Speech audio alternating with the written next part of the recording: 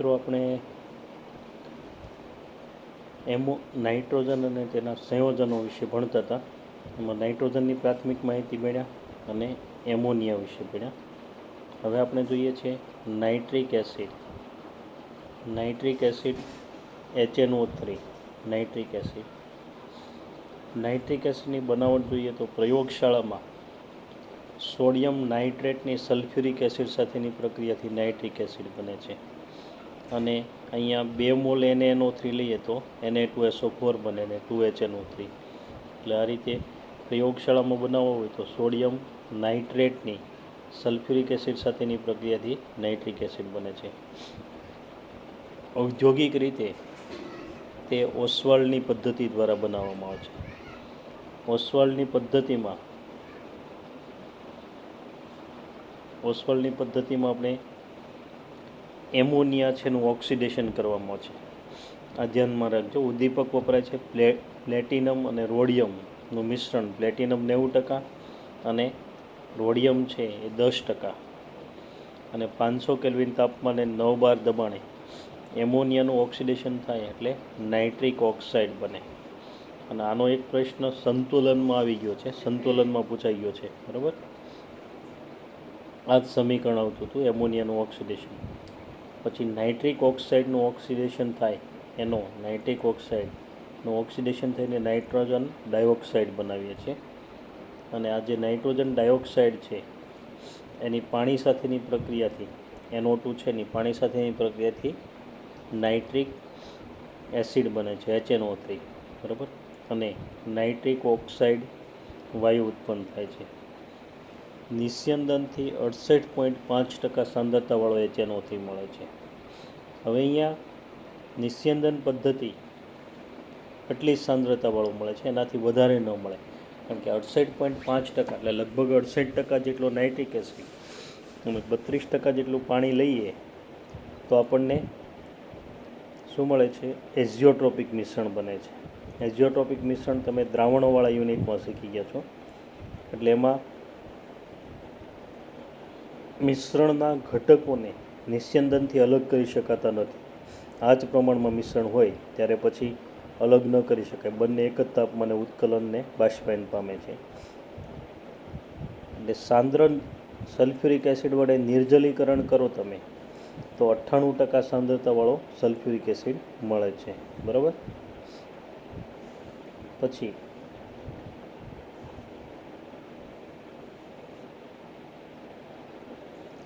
ભૌતિક ગુણધર્મોમાં રંગવિહીન પ્રવાહી છે. આ ધ્યાનમાં રાખજો. HNO3માં NO2 દ્રાવ્ય થયેલો હોય છે. એટલે ઔદ્યોગિક HNO3 બ્રાઉન રંગનો હોય છે. બ્રાઉન રંગનો શા માટે હોય છે એ ધ્યાનમાં રાખજો.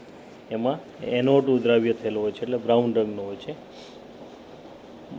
બોઇલિંગ પોઈન્ટ ને મેલ્ટિંગ પોઈન્ટ યાદ રાખવાની જરૂર નથી, પણ મેલ્ટિંગ પોઈન્ટ છે એનું બોઇલિંગ પોઈન્ટ છે 355.6 કેલ્વિન છે. બરાબર, એટલે પાણીના ઉત્કલન બિંદુ કરતાં નીચું છે. પાણીનું 373 કેલ્વિન છે.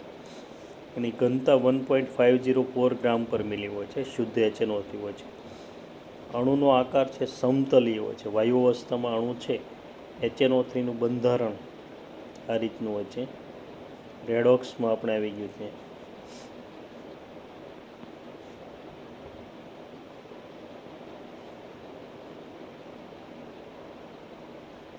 આ રીતનું બંધારણ ધરાવે છે. સમતલીય ત્રિકોણ આકારમાં ગોઠવેલા હોય છે. બરાબર, આ રીતે HNO3 આ રીતનું બંધારણ ધરાવે છે. પછી રાસાયણિક ગુણધર્મોની વાત કરીએ તો HNO3નું જલીય દ્રાવણ પ્રબળ એસિડ તરીકે વર્તે છે. બરાબર, અહીંયા H+ આપે છે એટલે એસિડ તરીકે વર્તે. HNO3 વત્તા H2O, H3O plus plus NO3 minus, એટલે આ રીતે નાઇટ્રેટ આયન આપે ને H3O પ્લસ આપે છે એટલે એસિડ તરીકે વર્તે છે. પ્રબળ એસિડ છે એટલે સરળતાથી H+ મુક્ત કરે છે. પછી સાંદ્ર એસિડ પ્રબળ ઓક્સિડેશન કરતા છે અને ગોલ્ડ તથા પ્લેટિનમ સિવાયની મોટાભાગની ધાતુઓનું ઓક્સિડેશન કરે છે. બરાબર, મોટાભાગના ધાતુ તત્વો છે એનું ઓક્સિડેશન કરે છે. ઓક્સિડેશનથી મળતી નિપજનો આધાર એસિડની સાંદ્રતા તાપમાન અને ઓક્સિડેશન પામતા જે પદાર્થ છે એના સ્વભાવ પર રહેલો છે. આ ધ્યાનમાં રાખજો. બરાબર. હવે અહીંયા ખાસ તો આ સમીકરણો અગત્યના છે. આઈઆઈટીમાં પ્રશ્ન પૂછાઈ ગયો છે. જો ઝીંક સાથે તો મંદ HNO3 લીધું છે એટલે N2O મળે છે. કોપર સાથે સેમ પ્રક્રિયા થાય. Cu અહીં એક સમીકરણ નથી લખ્યું, અહીંયા વચ્ચે Cuનું ઝીંક જેવું લખી નાખવાનું. આ રેડોક્સ પ્રક્રિયા છે એટલે સમીકરણનું સંતુલન રેડોક્સની રીતે થાય. Znનું Zn+2માં ઓક્સિડેશન થાય અને HNO3માં N+5 હોય એમાંથી +1માં રિડક્શન પામે છે. બરાબર. એમ કોપર છે મંદ નાઇટ્રિક એસિડ હોય એટલે 10 થી 30% જેટલો હોય. મંદ હોય તો આ રીતે જ થાય, N2O ઉત્પન્ન થાય.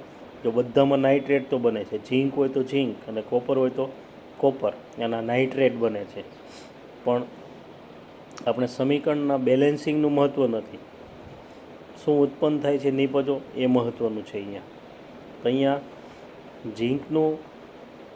ઝીંકને મંદ કે કોપરને મંદ નાઇટ્રિક એસિડ લઈએ તો N2O ઉત્પન્ન થાય. બરાબર. પછી 10થી આ ડાયલ્યુટ લખેલો છે 10થી 30% સમજવાનો. 10થી 30% જેટલી સાંદ્રતાવાળો હોય તો નાઇટ્રિક ઓક્સાઇડ ઉત્પન્ન થાય અને સાંદ્ર HNO3 લઈએ એમાં તો NO2 ઉત્પન્ન થાય. આ ખાસ ધ્યાનમાં રાખજો. બરાબર. પછી નાઇટ્રોજનના ઓક્સાઇડમાં પણ પાછું આપણે વિવિધ સાંદ્રતા પ્રમાણે આવશે એટલે આ રીતે ઓક્સિડેશન કરતા તરીકે વર્તે છે. પછી આ એક ધ્યાનમાં રાખજો, ક્રોમિયમ છે, એલ્યુમિનિયમ છે જેવી કેટલીક ધાતુઓ છે, બરાબર, બેરિલિયમ છે, એ HNO3માં દ્રાવ્ય થતી નથી. એનું કારણ શું? તો થોડાક પ્રમાણમાં પહેલાં પ્રક્રિયા થાય HNO3 સાથે એટલે એની સપાટી પર ઓક્સાઇડનું આવરણ બને છે. ઓક્સાઇડનું પાતળું આવરણ બને છે, પછી એ નિષ્ક્રિય બની જાય છે, પછી આગળ પ્રક્રિયા થતી નથી. પછી નાઇટ્રિક એસિડ છે એ અધાતુ તત્વોનું પણ ઓક્સિડેશન કરે છે. કાર્બન છે, આયોડિન છે, ફોસ્ફરસ છે, સલ્ફર છે, એવા અધાતુ તત્વોનું ઓક્સિડેશન કરે છે. જો આમાં મેઇન વસ્તુ એ જ શેમાં ઓક્સિડેશન થાય છે. નાઇટ્રિક એસિડ છે, આ 4 સમીકરણમાં બધામાં નાઇટ્રિક એસિડનું NO2માં રિડક્શન થાય છે. HNO3માં +5 હોય, Nની ઓક્સિડેશન અવસ્થા કેટલી હોય? +5 હોય. એમાંથી NO2માં +4 થઈ જાય, +4 એટલે એનું શું થાય છે? રિડક્શન થાય છે.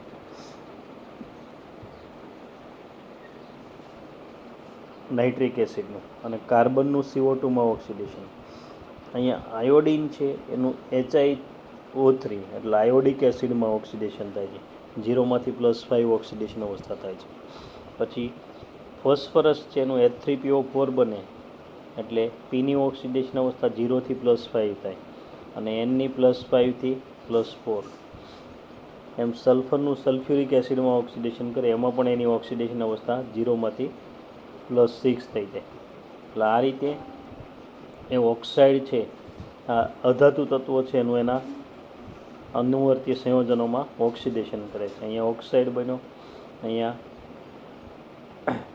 ઓક્સો એસિડ બન્યો છે. બરાબર. આ ત્રણેયમાં ઓક્સો એસિડ બન્યા છે એટલે આ રીતે ઓક્સિડેશન કરે છે. ત્યાર પછી વીટી કસોટી ખાસ ધ્યાનમાં રાખજો. સંકીર્ણ ક્યુ બને છે, કોણ ભાગ ભજવે છે? વીટી કસોટી એટલે બ્રાઉન રિંગ ટેસ્ટ. કોણ આપે? NO3- આયન અથવા NO2- આયન પણ આપે. NO2- હોય, NO2- એ પણ બ્રાઉન રિંગ ટેસ્ટ આપે છે. બરાબર. એટલે આ બંને આપે છે, આ ધ્યાનમાં રાખજો. વીટી કસોટીમાં નાઇટ્રેટ કે નાઇટ્રાઇટ હોય એટલે કે NO3- કે NO2- હોય એમાં FeSO4નું દ્રાવણ ઉમેરીએ છીએ સલ્ફ્યુરિક એસિડની હાજરીમાં. એટલે નાઇટ્રેટમાં જેમાં એની ઓક્સિડેશન અવસ્થા +5 છે એનું નાઇટ્રોજન ઓક્સાઇડમાં રૂપાંતર થાય છે. એને આપણે નાઇટ્રિક ઓક્સાઇડ કહીએ છીએ +2માં. અને Fe+2નું Fe+3માં ઓક્સિડેશન થાય છે. એટલે આ રીતે રેડોક્સ પ્રક્રિયા થાય છે. રેડોક્સની રીતે આનું સંતુલન કરી શકો તમે. પછી આ અગત્યનો ભાગ ભજવે છે. એનો છે એ અહીંયા સંકીર્ણ બનાવે છે. હવે FeSO4નું જલીય દ્રાવણ હોય એટલે એમાં Fe+2 સાથે પાણીના અણુ વીંટળાયેલા હોય છે. આ રીતનું સંકીર્ણ હોય એની સાથે એનોની પ્રક્રિયા થાય એટલે FeH2O5 ટાઈમ્સ NO+2 બ્રાઉન કલરનું સંકીર્ણ મળે છે. બ્રાઉન રંગનું સંકીર્ણ મળે છે રિંગ સ્વરૂપે 2 સ્તરની વચ્ચે. એટલે અહીંયા શું કરવામાં છે, એક ટેસ્ટ ટ્યુબમાં નાઇટ્રેટ ધરાવતું દ્રાવણ લઈ એમાં FeSO4નું દ્રાવણ ઉમેરવામાં આવે છે, બરાબર. અને પછી ટેસ્ટ ટ્યુબની સાઈડ પરથી સલ્ફ્યુરિક એસિડ ઉમેરીએ એટલે 2 સ્તરની વચ્ચે બ્રાઉન કલરની વીંટી રચાય છે, બરાબર, રિંગ રચાય છે બ્રાઉન કલરની. એટલે એને આપણે બ્રાઉન રિંગ ટેસ્ટ તરીકે ઓળખીએ છીએ, બરાબર. બ્રાઉન કલરની રિંગ રચાય છે. એટલે એમાં જે આ નાઇટ્રિક ઓક્સાઇડ નાઇટ્રેટ આયન છે એના રિડક્શનથી ઉત્પન્ન થતો નાઇટ્રિક ઓક્સાઇડ છે એ આ FeH2O6 +2 સાથે સંયોજાઈને સંકીર્ણ બનાવે છે. આમાં એનો તટસ્થ ઘટક તરીકે હોય છે એટલે Feની ઓક્સિડેશન અવસ્થા +2 આવશે. નાઇટ્રિક એસિડના ઉપયોગો. મોટાભાગનો નાઇટ્રિક એસિડ છે એમોનિયમ નાઇટ્રેટ જેવા ખાતરની બનાવટમાં વપરાય છે, બરાબર. પછી વિસ્ફોટકો તથા પાયરો તકનીકીમાં વપરાતા અન્ય નાઇટ્રેટની બનાવટમાં વિસ્ફોટકો બનાવવા માટે નાઇટ્રેટ સંયોજનો બનાવવા. દાખલા તરીકે TNT બનાવવો હોય, ટ્રાઇનાઇટ્રોટોલ્યુઇન, બરાબર. અહીંયા ટ્રાઇનાઇટ્રોટોલ્યુઇન, TNT, નાઇટ્રોગ્લિસરીન છે, બરાબર. આ બધા કાર્બનિક નાઇટ્રો સંયોજનો છે, વિસ્ફોટકો છે. એટલે વિસ્ફોટકોની બનાવટમાં અને પાયરો તકનીકી એટલે ઊંચા તાપમાન મેળવવું હોય તો આ વિસ્ફોટકોનો ઉપયોગ થાય એટલે પાયરો તકનીકી કહેવાય એને, ઊંચા તાપમાને જે પ્રોસેસ થાય એને. પછી નાઇટ્રોગ્લિસરીન, ગ્લિસરીનનો નાઇટ્રેટ છે, ટ્રાઇનાઇટ્રોટોલ્યુઇન અને બીજા કાર્બનિક નાઇટ્રો સંયોજનોની બનાવટમાં પણ એનો ઉપયોગ થાય છે, બરાબર. ત્યાર પછી એ સ્ટેનલેસ સ્ટીલના પિકલિંગ માટે વપરાય છે. પિકલિંગ એટલે આવરણ દ્વારા એને સાચવવું, બરાબર. એમાં ધાતુઓનું સ્ટેનલેસ સ્ટીલનું પિકલિંગ કરવું હોય, બરાબર, તો એના માટે નાઇટ્રિક એસિડનો ઉપયોગ થાય છે, એનું આવરણ બનાવવામાં આવે. અને ધાતુઓના ઇચિંગ એટલે ધાતુઓ પર આરેખણ કરવું હોય, કંઈ લખવું હોય, બરાબર, તો આ નાઇટ્રિક એસિડમાં દ્રાવ્ય થતી હોય એટલે એનો ઉપયોગ થાય છે. અને રોકેટ બળતણમાં ઓક્સિડેશન કરતા તરીકે વપરાય છે, બરાબર, નાઇટ્રિક એસિડ.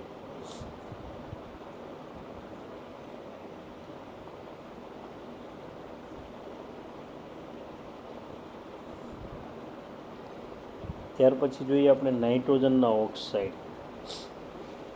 નાઇટ્રોજનના ઓક્સાઇડ છે એમાં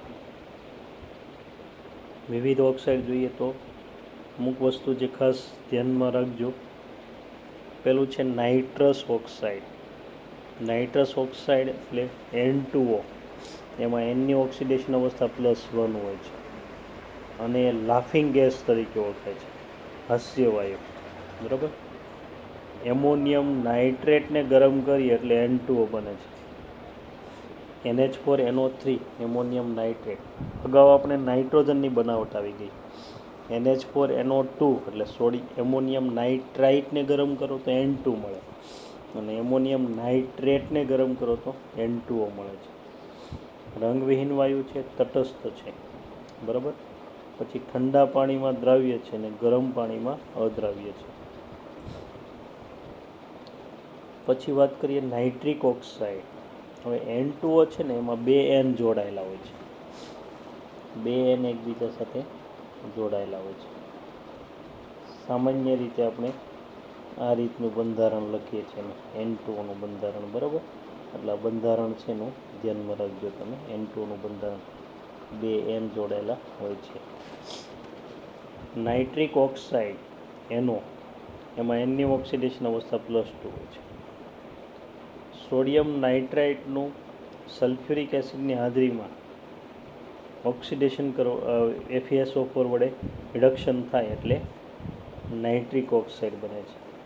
અહીંયા Feનું Fe+3માં ઓક્સિડેશન થશે એટલે ફેરસ સલ્ફેટમાંથી ફેરિક સલ્ફેટ બને છે. અને NaNO2 છે એમાં એનની ઓક્સિડેશન અવસ્થા +3 હોય. +3માંથી અહીંયા રિડક્શન થઈને +2 બને.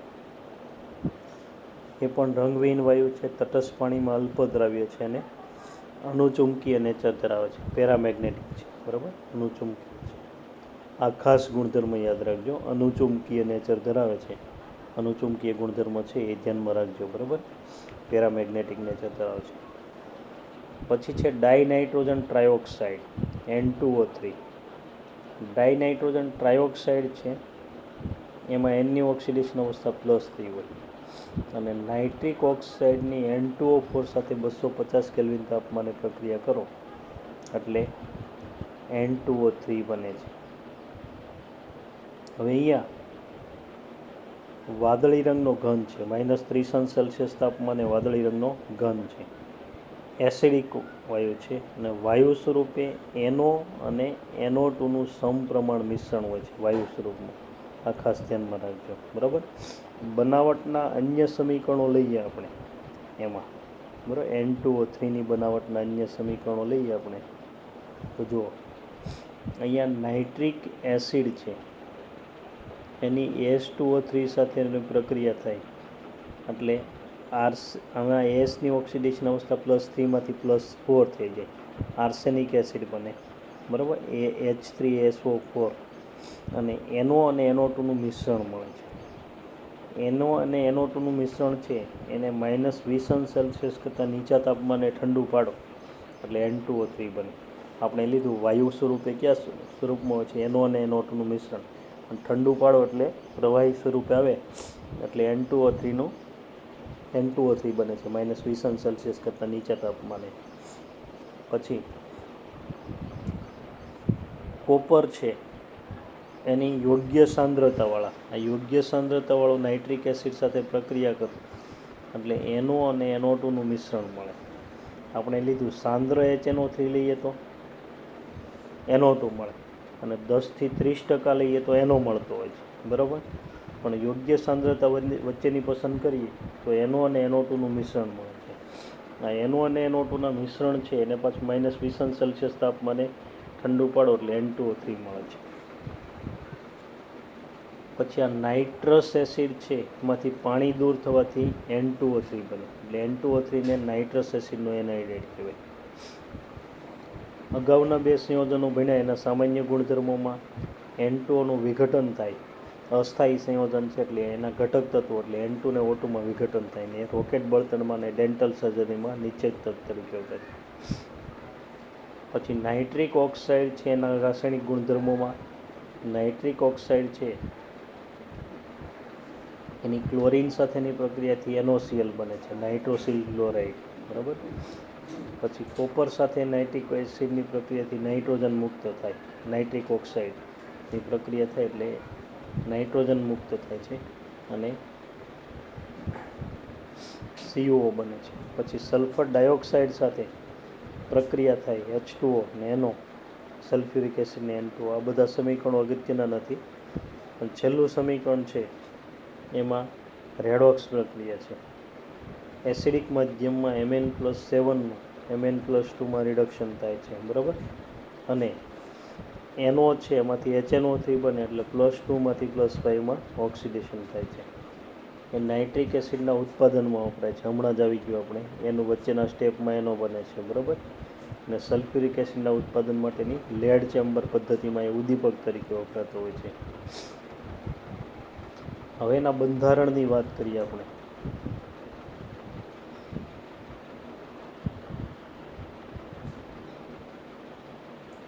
N2O3નું બંધારણ તો N2O3માં 2 N એકબીજા સાથે જોડાયેલા હોય છે,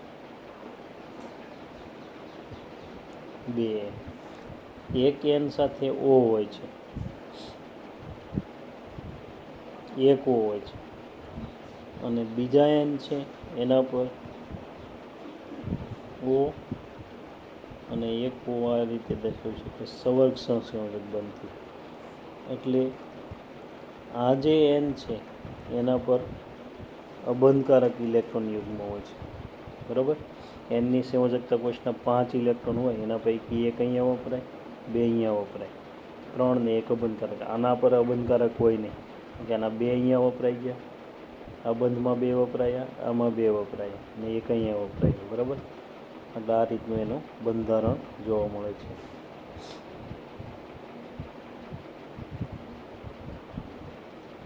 પછી નાઇટ્રોજન ડાયોક્સાઇડ NO2.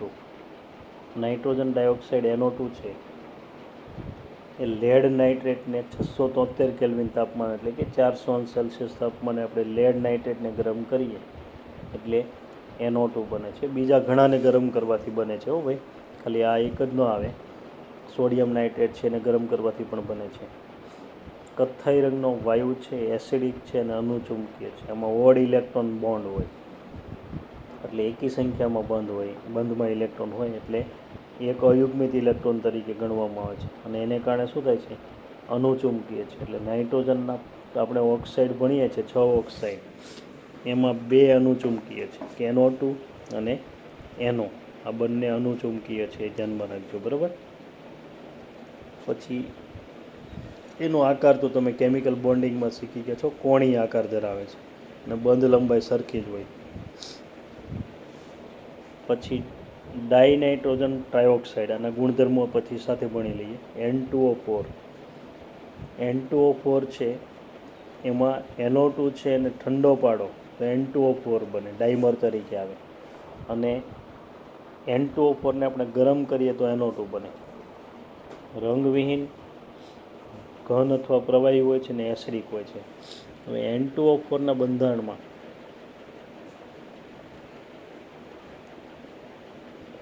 બે N એકબીજા સાથે જોડેલા હોય છે.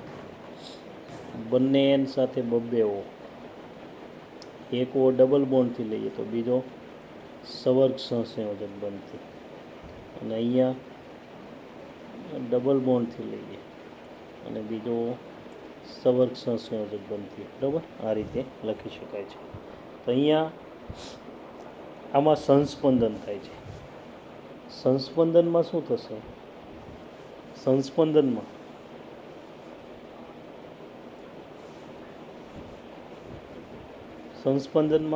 અહીંયા જે ઉપર કોઈ પણ એક જગ્યાએ ફેરફાર કરવાનો, ઉપર અહીંયા ડબલ બોન્ડ છે ત્યાં સવર્ગ સહસંયોજક બંધ, અને અહીંયા સવર્ગ સહસંયોજક બંધ છે ત્યાં ડબલ બોન્ડ. એટલે આમાં જુઓ, અહીંયા સિંગલ, વચ્ચે સિંગલ બોન્ડ આવશે, અહીંયા સિંગલ બોન્ડ આવશે, બરાબર. અહીંયા ચારે ચાર એક NO બંધ લંબાઈ છે ને સરખી હોય છે સંસ્પંદન થવાને કારણે, બરાબર. અથવા અહીંયા થાય એટલે આમાં બંધ લંબાઈ ડબલ બોન્ડની સવર્ગ સહસંયોજક બંધ લખ્યો છે એની અલગ હોતી નથી, આ ખાસ ધ્યાનમાં રાખજો, બરાબર. ચારે ચાર NO બંધ લંબાઈ સરખી હોય છે. રંગવિહીન, ઘન છે અને એસિડિક છે. પછી ડાયનાઇટ્રોજન પેન્ટોક્સાઇડ N2O5. N2O5 છે નાઇટ્રિક એસિડની ફોસ્ફરસ પેન્ટોક્સાઇડ સાથેની પ્રક્રિયાથી બને છે, બરાબર. HPO3 એટલે મેટાફોસ્ફોરિક એસિડ બને અને N2O5 બને. રંગવિહીન અને એસિડિક છે. હવે NO2ના ગુણધર્મો લઈએ તો એની ક્લોરીન સાથે પ્રક્રિયા થાય, 2NO2 + Cl2. 2NO2Cl એટલે નાઇટ્રાઇલ ક્લોરાઇડ, ખાલી NOCl હોય તો નાઇટ્રોસિલ ક્લોરાઇડ, અને NO2Cl એટલે નાઇટ્રાઇલ ક્લોરાઇડ, બરાબર. એ બને છે, નાઇટ્રિક એસિડના ઉત્પાદનમાં વપરાય છે. પછી HCl સાથેની પ્રક્રિયાથી નાઇટ્રોસિલ ક્લોરાઇડ બને છે અને ક્લોરીન મુક્ત થાય છે. આ પણ રેડોક્સ પ્રક્રિયા થશે. અને NO2નું NO3- માં ઓક્સિડેશન થાય, અહીંયા આ રેડોક્સ છે, જુઓ. એસિડિક માધ્યમમાં Mn+7નું Mn+2માં રિડક્શન થાય છે, અને આ NO2- છે, NO2 છે એમાં +4માંથી NO3- બને, એમાં +5માં ઓક્સિડેશન થાય છે. પછી એ જ રીતે N2O4 છે એની પાણી સાથેની પ્રક્રિયાથી HNO3 ને HNO2નું મિશ્રણ મળે છે, નાઇટ્રસ એસિડ અને નાઇટ્રિક એસિડ. એટલે N2O4 ને HNO2 અને HNO3નો મિશ્ર ઓક્સાઇડ કહેવાય. અને N2O5ની પાણી સાથેની પ્રક્રિયાથી નાઇટ્રિક એસિડ બને છે, એટલે N2O5 ને નાઇટ્રિક એસિડનો N નાઇટ્રાઇટ કહેવાય. N2O5 ને આયોડિન સાથે પ્રક્રિયા થાય એટલે I2O5 બને છે, અને એનું ગરમ કરો એટલે વિઘટન પામી NO2 અને O2 આપે છે. બરાબર, ધ્યાનમાં રાખજો. અહીંયા આપણે સ્ટોપ કરીએ છીએ.